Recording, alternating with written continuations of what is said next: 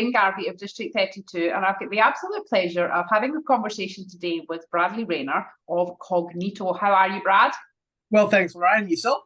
I am exceptionally well, thank you. Very good. Full throttle, as in the world of business, isn't it? It's just full throttle. Oh, it sure is. It's good fun. It is. So look, Brad, I want to talk to you about being an influencer within a network, right? Because you did a presentation for District 32, the business community around that. That's one of your areas of expertise. But before we dig into that, I would love for you, can you give us some context on what you do, what is Cognito, and what are your skill base? Who do you help? Give us a 360 on who you are and what you do. Okay.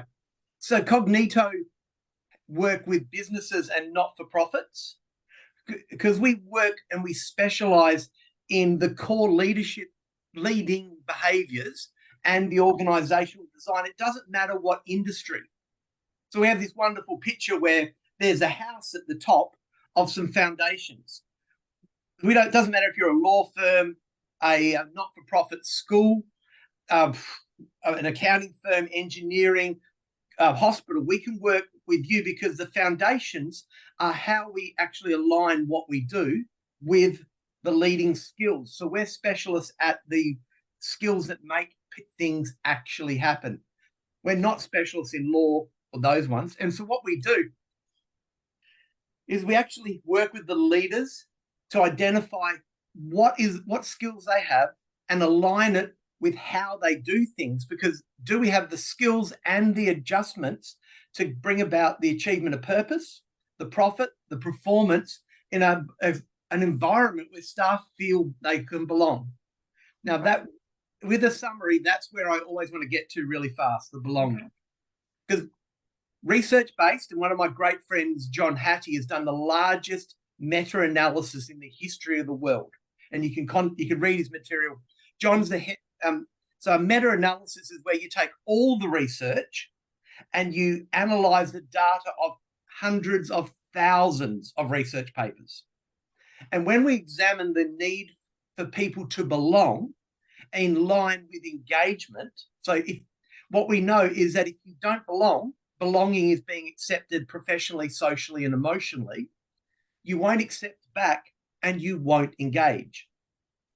So statistically, just to bore people, but this is the core of it, if you feel you belong, you get a 0.4 variation, which is the cutoff point for engagement or not. But if you don't belong, you get a negative 0.27, which is a guarantee your staff won't engage. Wow. So what we do is we have specialized in the leader skills and the organizational design that do two things at once. How do we make people and create cultures where people feel they belong and make money? So if a leader's got to choose between two actions, which one's going to give him two outcomes, which one's going to give them one outcome? And we're specialists in the two outcome stream. Beautiful. That was really succinct, and it's music to my ears, Brad. You know, with District 32, it's all about connection and belonging to a business community, and what you've said there just painted a picture really beautifully for me. If people feel they belong, they will engage with the social media and each other and get involved, get fully involved. But if they don't, and it feels as if they're on the outskirts, then we're having to call them and say, hello, are you still there? Sort of thing. So thank you for that. That was really good, not for anyone else, but for me. It's the foundation of everything. If you don't have it in relationships, you leave. If you don't have it in your football club, you leave. If you don't have it at work, you leave. In a church, anywhere you want to belong, if you don't belong, you leave. Just people often stay in businesses. They don't physically leave, but they leave emotionally and with their effort. And that's the passive disengagement that's costing a lot of us a lot of money, and we fix that. Okay, thank you very much. What I would also like to dig into there, I picked up a few things that you said, and I'm going to lead it back to the presentation that you did for the District 32 business community, which was, how to influence amongst your network. And what you mentioned earlier was, there's a set of skills that allow you to lead into influence, and how can we not only develop those skills, but make them applicable across many many environments. It doesn't have to be just at your business. So can you tell us, Brad, what are some of those skills, and then how do we make them adaptable or transferable? All right, can we start with a couple of really simple ones that people underplay, and they are these, I hate the term, like I want to punch the term, soft skills. Yeah. Like there's nothing soft about it. They are the foundation of everything. If you don't actively listen and shut your own brain off to think and actually listen to what Lorraine says, I wouldn't know what you said.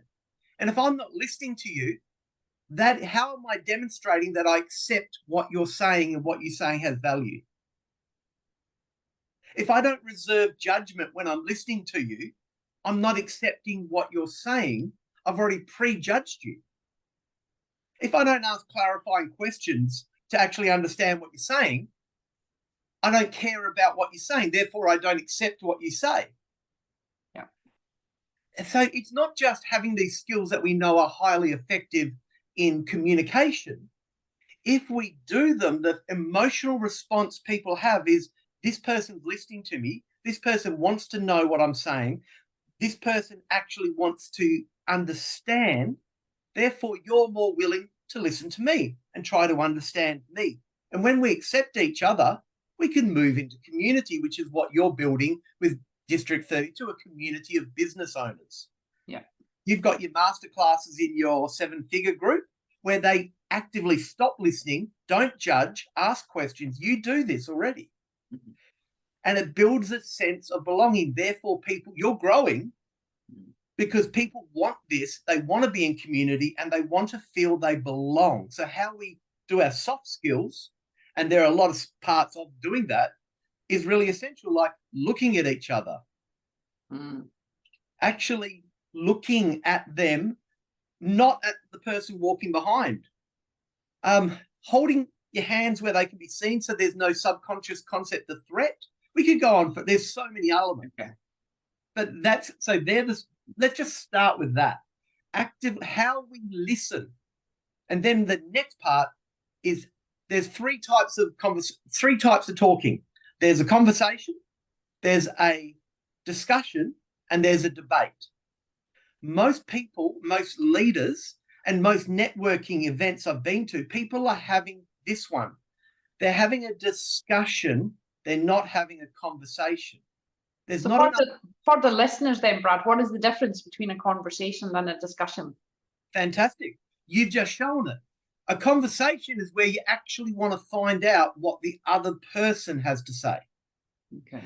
A discussion is where you're trying to have my turn to tell you stuff and you have your turn, but we don't actually are putting the emphasis on what the other one's saying, only on our opportunity to say what we want.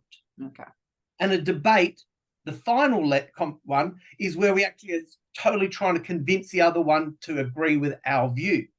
And a lot of us confuse a discussion with a conversation. We think we're having a conversation, but we're having a discussion because we've already prejudged. We're not actively listening. We're not asking questions. We're not making eye contact. We're not using overt social skills. So we're actually not accepting the other person. And we wonder why our networking isn't effective, because we're communicating subconsciously to where the other person has been trained, often 30, 40 years, to realize this person doesn't care. So why would I want to do business with someone who doesn't care? What comes out of your mouth has to match everything else. If not, you're a hypocrite and no one wants to work with them. Wow. And that's just one of the skills. And I've learned a few things today then, Brad. So but that's also the foundation of business. If you want your staff to trust you and work with you and you want to make them be amazing and grow, actually listen to them. Don't just think you're the smartest person in the room. So the biggest paradigm leaders, there's so many big paradigms. Like, don't even get me started on vulnerability. Vulnerability is a superpower, but that's for another time. Is the job of a leader to make the decisions or to create the environment where the best decisions are made? And if you answering that question, if you think your job is to make decisions, you don't listen to anyone. But if you think that your job is to create the environment where best decisions are made, your most powerful tools are how you listen and get other people to speak, accept, and then collectively make decisions together. That's a subtle shift, but yeah, very, very nice. That's landing well, Brad. And I just think how you are articulating this, you must have every business owner or organization thinking, yep, that's us. You know, we've got staff leaving issues, non-engagement issues, productivity issues, turnover issues, it's hitting the bottom line, and it all comes back to the simple, shoot the term, let's not say the soft skills, let's say listening, belonging, community, caring, authentically. But then it's also about, that's where you do that, but that's not enough. Because if we don't have the organizational design, how do we make decisions in our business? How do we engage everyone? How do we actually provide feedback? What feedback do we define? Do we give everyone clarity on? So I know you work with Dean and you got a few other staff, and I've spoken to Dean. He has clarity on what he's allowed to make decisions on, what he has to make decisions on and then share with the team, and what he has to collaborate with. He has safety because you've organized the design of your organization to align with the leader's skills and capacity. Many organizations don't. So just having the leader's skills doesn't result in people trusting you, because if you do listen, but you don't do all these other things consistently and everyone does them, we can't trust. And that's where you get organizations that say, we like Lorraine, but we don't like everyone else. So we don't like being here. We think she's great. But we got to have everyone's got to say, this organization is great and the people in it align to it. And getting that to match is also just as important as the leaders' skill sets that they have. And then how we set up our teams and so on.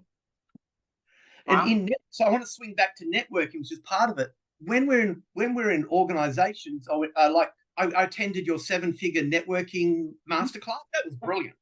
The structure you set up and led us through was brilliant because that provided the organizational design for the skills that everyone had, which allowed each person to feel they were accepted.